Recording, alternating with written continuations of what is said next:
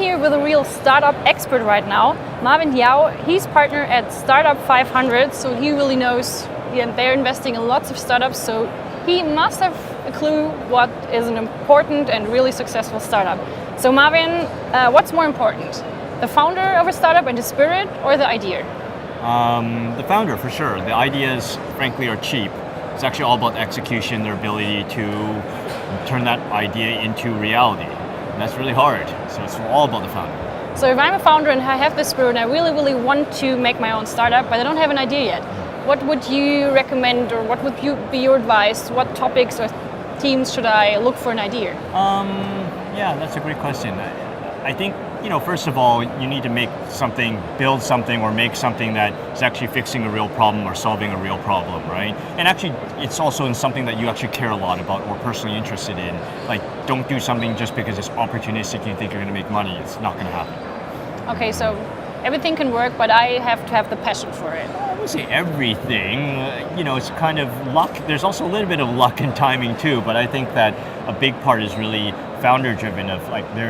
The best founders are folks who find something where it's like, this is, as they say in the US, they have an itch that they really want to scratch, right? And it's their own problem. Or in some cases, where it's like, I'm so interested, I would do this anyways, with or without funding.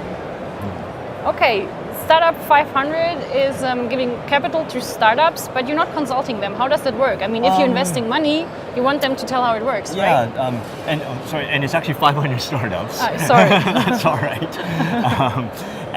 So my firm is 500 startups, and yes, we invest in companies, but yes, we try to guide them where we can. I spend a lot of time building businesses and doing sales and doing marketing, right? So this is an area where I try to help my companies, but ultimately it's up to them.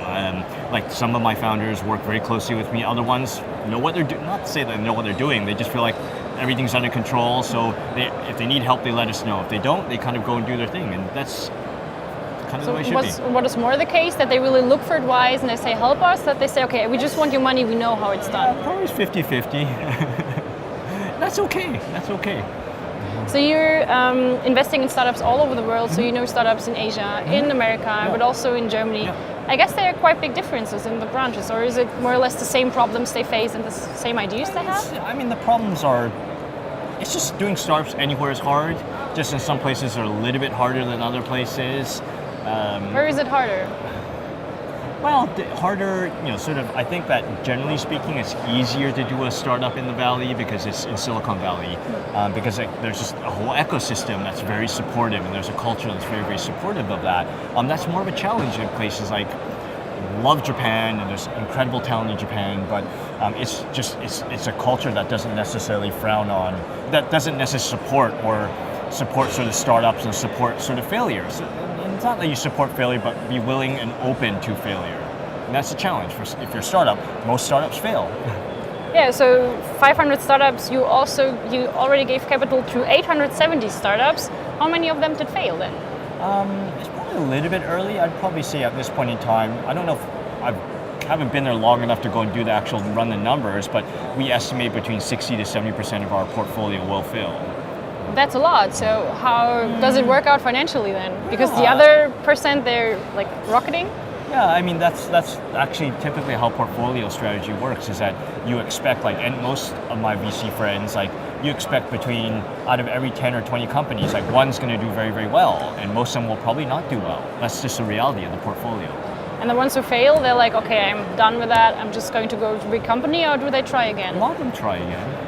Once you do the startup stuff, it's a wonderful experience. Well, not always wonderful, but it's an interesting experience. And I know some people go to large companies. It's kind of all across the map. We have a big pool of founders, and folks who do fail, they either sometimes join other startups, they go back and do their own, some join large companies. It's just all across the map. So what's so nice about being in a startup? You have to work your ass off. Probably you're going to fail, but lots of people want to do it. Why? I think because, that's a great question. I didn't really understand that, as an executive at Yahoo before, and I really fell into the startup world. Just a lot of these people are building something from nothing. There's deep meaning, you have complete control, and that's something that you don't necessarily have in a large company. And on top of that, you get to build something from scratch, and everything's on you. If you're successful, it's on you. If you're a failure, it's on you. And hopefully you're working on something that you care a lot about, or you're solving a problem that you care a lot about. That's better than.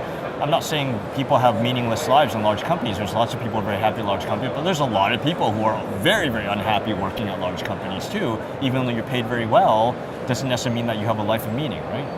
So big risk, but also big freedom in a startup. Yeah. And also big upside and reward, potentially. Kind of a problem for some startups in Germany is going international, like getting other markets. What would you advise startups from Germany when they want to probably be successful in the US as well? It helps to hire, I think that's one of the good things about being in the US is that there's people from all over the place, so you can hire people from all over the place. And that's starting to happen in Germany too. There's lots of immigrants in Germany, so like hire immigrants and hire people who are very flexible and adaptive and also know that most of the stuff you do overseas is probably not going to work out, but you have to have that willingness to try and do different things and experiment. Marvin, thank you for your insights and your advice. At the end of our interview, I would like to know how digital you are by yourself. Okay. Tablet or newspaper? Tablet. Ebook or paperback? Ebook. Online shop or shopping in the city? Both. Still both? Yeah. CD or music streaming? I would say probably 80% music streaming, 20% CDs. Still some CDs left. Reflex camera or Instagram? Instagram. Postcard or Snapchat?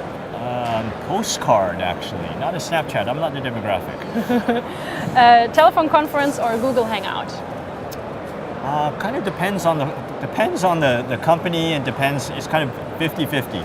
So there's still some people who want to do telephone kind of conferences. Yeah, there's lots of companies. A lot of companies I work with want to do telephone conferences. That's okay. That's totally fine. Marvin, thanks you for having the time to come here. It's really nice meeting you. Thank you for having me.